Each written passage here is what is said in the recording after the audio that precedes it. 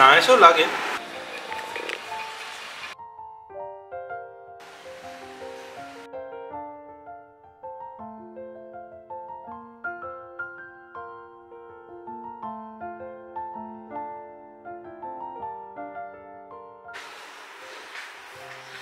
Good morning বন্ধুরা, কেমন আছো তোমরা সবাই? আশা করি সবাই তোমরা ভালো আছো, আমরাও ভালো আছি। আজকে গুড মর্নিং শ্রীরামপুর থেকে।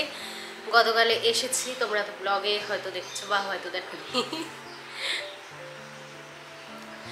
গতকাল রাত্রে বেশ ঝোড়ো হাওয়া উঠেছিল, সেই জন্য আজকে সকালটা একটু ঠিকঠাক মনে হচ্ছে। এই ব্রাশ করে এলাম, এবার যাই নিচে গিয়ে চা খাই, তারপরে এসে স্নান টান করে রেডি হয়ে নেবো। আজকে বাৎসরিক কাজ 9টার সময়, মানে যিনি পুজো করবেন উনি 9টার সময় আসবার কথা। এখন প্রায় 8টা বাজে। চলো নিচে গিয়ে আগে চাটা খেয়ে আসি।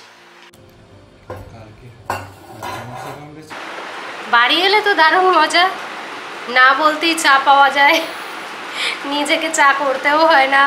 আবার এই তুই একটু চা করবি, এই একটু চা খাবি, এইসবও করতে হয় না, তার আগে চা রেডি হয়ে থাকে। আবার চা খাওয়ার সময়টা একটু বেশ সবাই মিলে গল্প বলার সময়। যেহেতু আমরা বাড়িতে শুধু ছুটিতেই আসি, তখন অফিসের কাজকর্ম থাকে না, তাই এই সময়টা পাওয়া যায় একটু গল্প করার জন্য।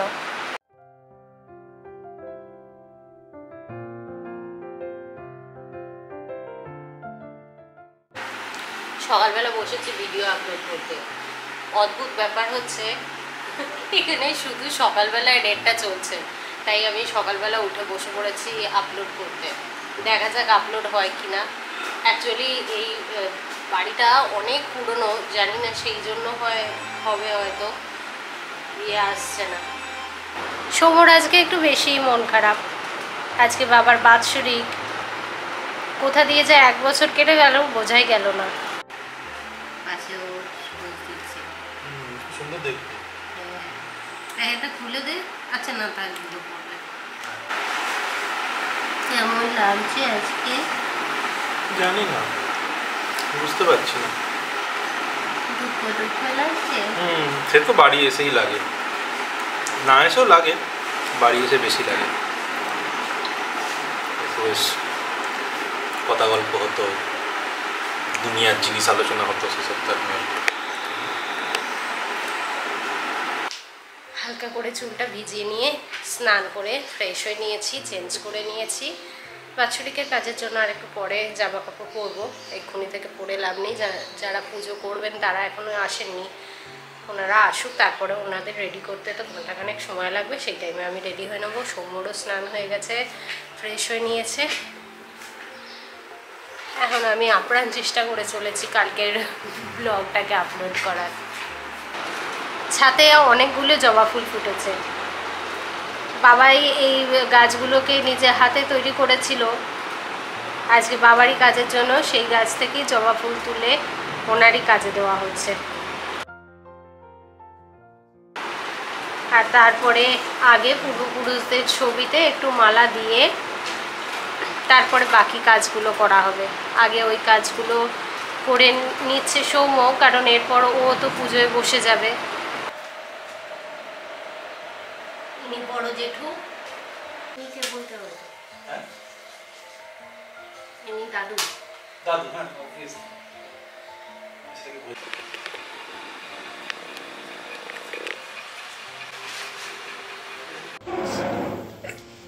বাড়িতে এসেও চা করে খাওয়াচ্ছিস, তাই ভিডিও তুলে রাখছি। কেউ আসছে না করে আমার একটু চা তেষ্টা পেয়েছে, তাই সৌম্যকে বলেছি চা বানাতে।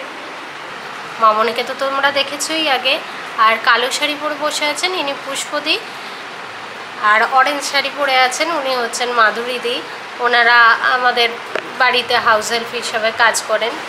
শাড়ি পরে আমি রেডি হয়ে গেছি, নিচে তো দেখলে মামনিও রেডি হয়ে গেছে। এবার শুধু চুলটা বেঁধে নিয়ে নিচে যাব।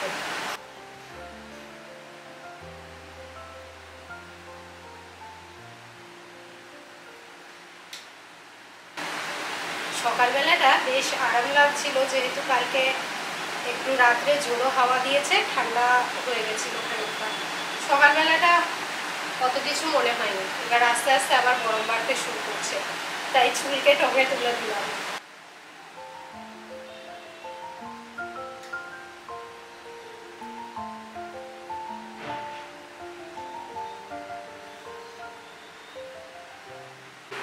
রেডি হয়ে গেছো? আমার মা রয়েছেন, সৌমর মামা রয়েছেন।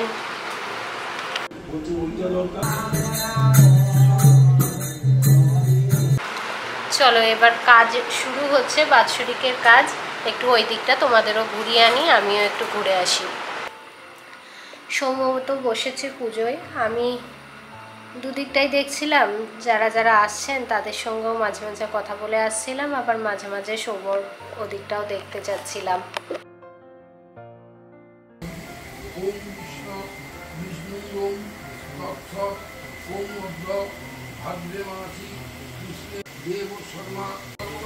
প্রথম মাসিক একত্রিশাদি দ্বাদশ মাসিক একত্রিশ বলো পরিচয় আছে দিনগুলো পড়তে।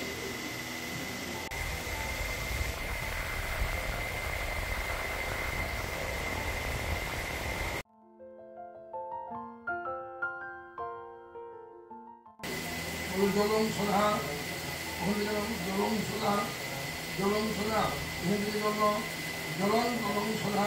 প্রায় 3:30 বাজে। তো এবার বাৎসরিকের সব কাজ শেষ হয়ে গেছে। মামুনি একবার যাচ্ছেন পুজোর জায়গাটা ঘুরে আসতে। মামুনি তো পা নিয়ে বেশিক্ষণ দাঁড়াতে বা বসতেও পারে না, তো সেই জন্য বেশিক্ষণ সেই জন্য অন্য সময় যায়নি। ওই যখন শেষ হয়ে গেল তখন একবার ঘুরে এসছে।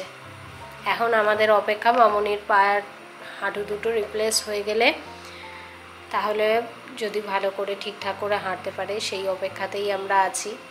এইটার পরে এবার সেইটার অপেক্ষা। দাদা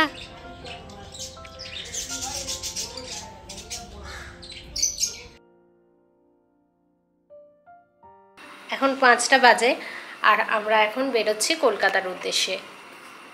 কালকে অনেক কিছু কাজকর্ম আছে, তো সেই কাজকর্মের জন্য কেষ্টপুরে ফ্ল্যাটে একবার যেতেই হবে। তাই আমরা আজকে রাত্রিরেই চলে যাচ্ছি। ওখানে গিয়ে ঘরবাড়িটাও পরিষ্কার করাতে হবে। শনিবার সন্ধেবেলা তো বেশ ফাঁকা ফাঁকা ট্রেনটা, বেশ আরাম করে আমরা জানলার ধারে বসে পড়েছি। ট্রেনে উঠে পড়েছি আমরা শ্রীরামপুর থেকে। শ্রীরামপুর থেকে যাচ্ছি বালি। বালিতে নেবে ক্যাব বুক করে তারপরে কেষ্টপুরের ফ্ল্যাটে যাব।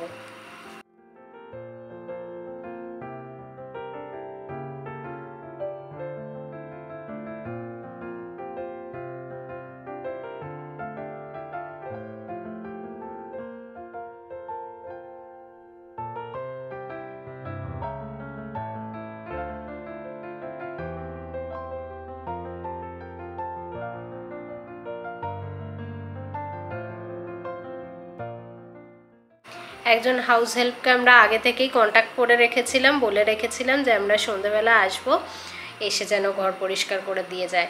তো ওই এসেছে পরিষ্কার করতে, এত ভালো করে পরিষ্কার করে দিচ্ছে, আমার মনে হচ্ছে উফ কোথায় ছিলে তুমি। ও এসে পরিষ্কার করে দিয়ে গেল বলে একটা বিশাল রিলিফ হলো আমাদের।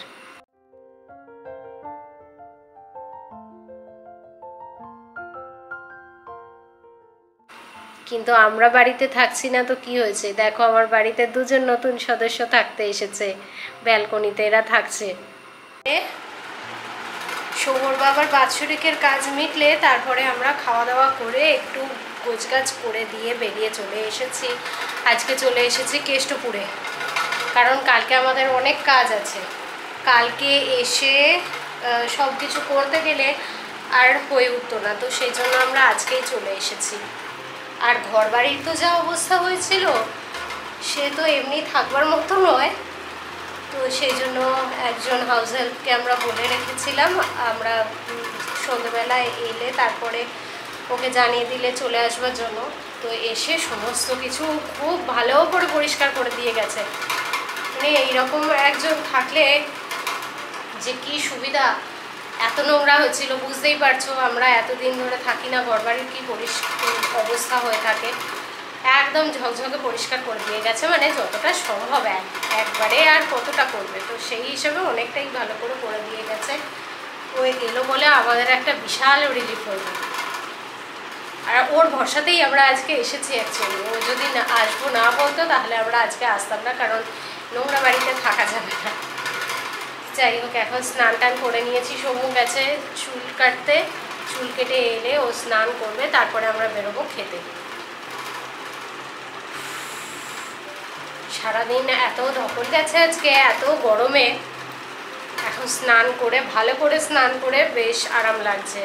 বাড়িতে তো দেখলাম চুলটা পুরো ভিজে চকচক করছে ঘামেতে, কিন্তু চুলটা তখন যদি পুরো ভিজিয়ে শ্যাম্পু করে স্নান করতাম তাহলে তাহলে শুকোতো না, সেই ভিজে চুল নিয়ে আসতে হতো, আবার এসে স্নান করতেই হতো। তাই আমি গা ধুয়ে চলে এসেছিলাম, এখানে এসে স্নান করলাম, শ্যাম্পু করলাম আর কি, মাথাটা ধুলাম। চলো এবার আমি ভিডিও এডিট করতে বসি।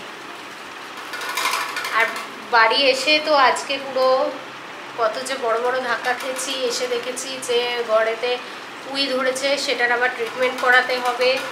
ব্যালকনিতে গিয়ে দেখেছি দুটো ছোট্ট ছোট্ট পাখির ছানা, সেইগুলো খুব কিউট লেগেছে।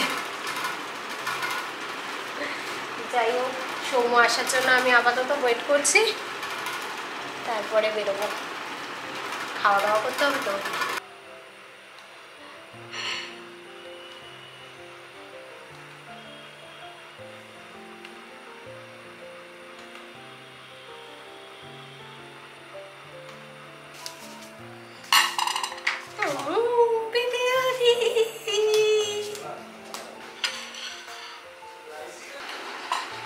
এমন জম্পেস খিদে পেয়েছে আমাদের, বিরিয়ানি নিয়ে চলে এসছি আমরা।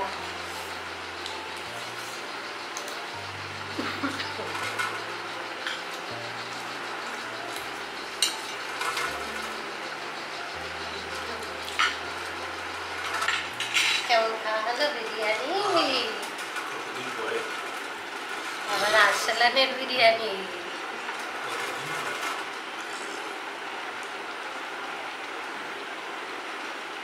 হেভি ডিনার হলো আজকে, তার সঙ্গে ভিডিওটা এখানে শেষ করছি।